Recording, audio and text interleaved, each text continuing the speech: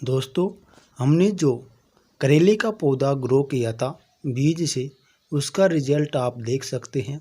यह बहुत ही अच्छा रिजल्ट इसके अंदर हमें दिखाई दे रहा है और बहुत ही अच्छी ग्रोथ फिलहाल पौधे के अंदर है।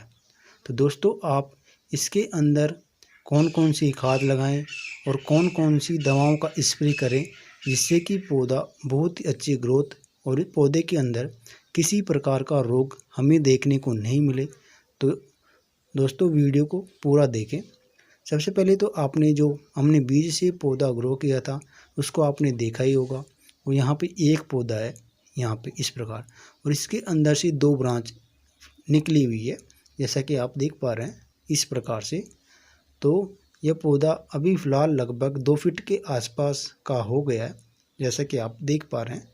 तो इसको हमने जब ग्रो किया था, वो जो हमारा लकड़ियों का जो कचरा होता है उसी के अंदर बीज लगा दिए थे और ये इस प्रकार की ग्रोथ अभी फ़िलहाल दिखा रहा है। तो हमने इस प्रकार के कचरे के अंदर उगाने का पर्पज़ ये था कि हम कहीं भी इन पौधों को ग्रो कर सकते हैं। दूसरा कारण क्या होता है कि जब कोई बरसाती सीज़न होता है तो उसके अंदर बरसात बहुत अधिक होती है, और बरसात के अंदर अक्सर भाइयों की ये समस्या होती है कि उनका जो पौधा ग्रो करते हैं वह पौधे के अंदर मिट्टी लगती है और पौधा पूरी तरह से रोगग्रस्त हो जाता है और मिट्टी की वजह से पीलापन आ जाता है।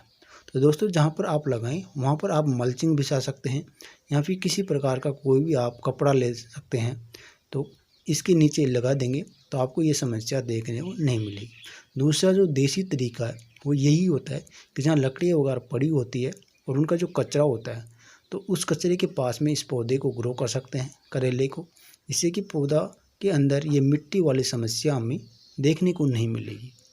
और जब ये पौधा ग्रो करेगा तो ये पूरी तरह से ज़बरदस्त ग्रोथ दिखाएगा और इसके ऊपर फैल कर यह ज़बरदस्त फ्लावरिंग और बहुत ही ज़बरदस्त प्रोडक्शन हमें देने वाला है।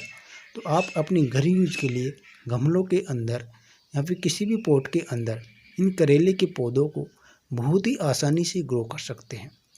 बीज की बात करें तो आप अपने घर पर तैयार बीजों को भी ग्रो कर सकते हैं। जो पके हुए करेले होते हैं उनके अंदर जो सीड्स मिलते हैं उनको आप बहुत ही आसानी से ग्रो कर सकते हैं, क्योंकि अक्सर आप जानते हैं कि किसान भाई अपने खेत के अंदर अच्छी क्वालिटी के बीजों का चयन करता है और उन्हीं बीजों से तैयार होकर जो करेले आते हैं उनके अंदर से आप यदि पके हुए करेले के अंदर से आप पके हुए बीजों को निकाल कर सुखा लें और उनको आप ग्रो करते हैं, तो उसी कंपनी का जो किसान भाई ने लगाया था उसी क्वालिटी के करेले आपको इस पौधे के ऊपर मिलने वाले।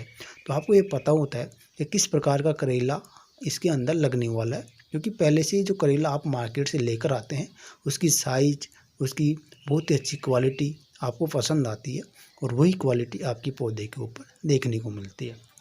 ओवर वाटरिंग बिल्कुल नहीं करनी है इस पौधे के अंदर, और जब आप इसके अंदर किसी प्रकार का खाद लगाएं तो आप लिक्विड खाद इनके अंदर लगा सकते हैं।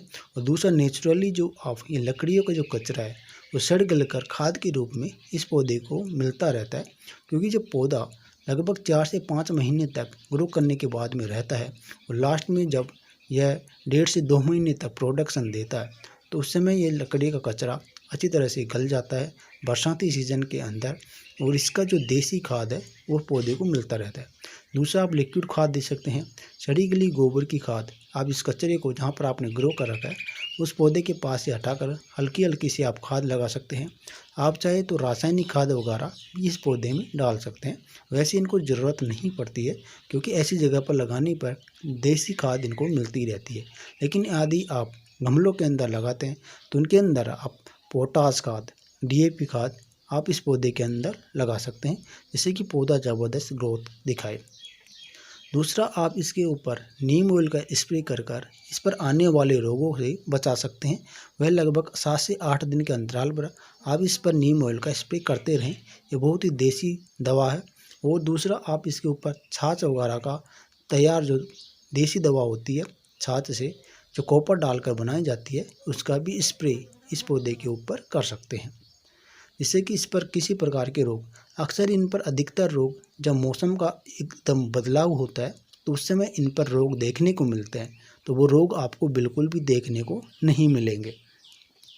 दूसरा, ओवर वाटरिंग से बचना चाहिए और इनके अंदर आप 2G 3G कटिंग करके पौधे को बहुत ही अधिक घना कर सकते हैं। अभी यह 1G कटिंग के लिए तैयार है दोस्तों। इसकी जो दोनों ब्रांच हैं उनको हम कट कर देंगे, तो इससे साइड ब्रांच अधिक से अधिक निकलेंगी और उस सेकंड जनरेशन की जो ब्रांच निकलेंगी उन्हीं को भी इतनी जितनी ये दिखाई दे रहा है पौधा उतनी लंबी साइज़ के होने पर लगभग 1.5 से 2 फीट की ब्रांचों को फिर से कटिंग कर देंगे, तो उसकी 3G कटिंग कही जाती है। तो थर्ड जनरेशन की ब्रांच होती है, उस पर जो मिलने वाला प्रोडक्शन है वो बहुत ही खतरनाक होता है, बहुत ही ज़बरदस्त होता है। क्योंकि दोस्तों आपका पूरा पौधा करेले से भर जाएगा यदि आप 2G 3G कटिंग इसके अंदर कर देते हैं। 2G 3G कटिंग करने की तुरंत बाद आपको इसके अंदर हल्की हल्की सी खाद लगा देनी है। तो दोस्तों बहुत ही आसान है, आप अपने घर पर करेले का पौधा ग्रो करके बहुत ही ज़बरदस्त करेले ले सकते हैं। वीडियो को लाइक करें और हमारे चैनल को इसी प्रकार की जानकारी के लिए सब्सक्राइब जरूर कर लें। धन्यवाद दोस्तों, बने रहिए।